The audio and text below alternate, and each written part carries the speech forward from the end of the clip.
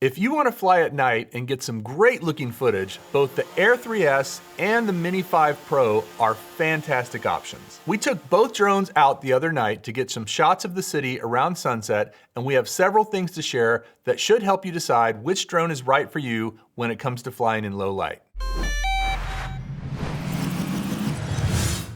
This video isn't a full comparison of all features. Rather, we wanted to share our experiences and some tips after flying in the city at night. Even though the Mini 5 Pro is smaller than the Air 3S, they both pack down to similar sizes, especially when using the provided DJI bags. The downside of the smaller Mini 5 Pro is that it actually made it more difficult to see in the sky when we were flying in dark conditions. Because the sun was going down, we had an anti-collision light on both of the drones, but we also found it helpful to turn on the aux light on the bottom of the drone, which you can program to turn on by using a button on the controller. Let's talk about the cameras. Both drones have a 1-inch sensor as the main camera with an aperture of f1.8. The Air 3S also has a 3x telephoto with a 1/1.3 inch sensor and an aperture of f2.8. The wider aperture of the 1-inch sensor makes it a good choice for low light shots. For these flights, we made sure the camera settings on both drones were the same, and we tried to get similar angles so that you can see a side-by-side comparison.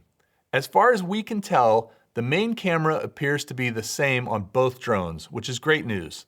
The shadows are pretty clean, not too much noise, and keep in mind that we recorded in normal color profile, but there is also HLG and D-Log-M if you want more flexibility.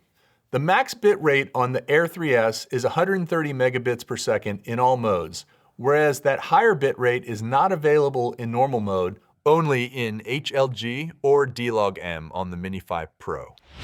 We discovered that to get great looking nighttime footage, at least here in Austin, it's best to fly around sunset. There are two reasons for this. The first one is because there's still some ambient light from the sun, and the footage looks cleaner because your ISO won't have to be quite as high. The second reason for flying just after sunset in the city is that a lot of artificial lights will still be turned on in businesses, apartments, and maybe even offices, making for more interesting shots when those lights are on the buildings. We also tried flying later at night around 11 p.m. and the results were not as impressive because it was darker overall. There were less lights on the buildings and everything just looked a bit less interesting. So we recommend flying in the evening just after sunset to get all the benefits I just talked about. Both the Air 3S and the Mini 5 have 360-degree obstacle avoidance as well as LiDAR, so they are equally as capable in that regard. However, when it's dark, the vision sensors will not work, so be sure to check for obstacles like trees, power lines, etc. in the daytime before you fly. Also, the smart return to home, which memorizes your flight path from the home point, will not function as well at night as it does during the daytime because it needs at least 10 lux of light to work properly. So be sure you set your return to home height appropriately, as well as whether you want it to hover or return to home if it disconnects from the RC. If you happen to be on a boat or walking around while flying, as of right now, only the Mini 5 Pro has dynamic home point that you can enable if you're flying with the RC2. If you're using your phone and the RC N3, then this feature doesn't seem to be available currently. As is always the case when flying a drone, don't rely 100% on the technology and be sure to maintain situational awareness and line of sight on your drone. That's very important. In fact, while we were flying, a helicopter was heading directly towards us, so we descended to avoid any issues. Also, just after sunset, swarms of bats were flying all around us in a mesmerizing ribbon in the sky. This was quite a sight to see, but it did get us nervous that they might fly near us, so we decreased our altitude and angled the gimbals so that the drone could get the shot of the bats without being in their way.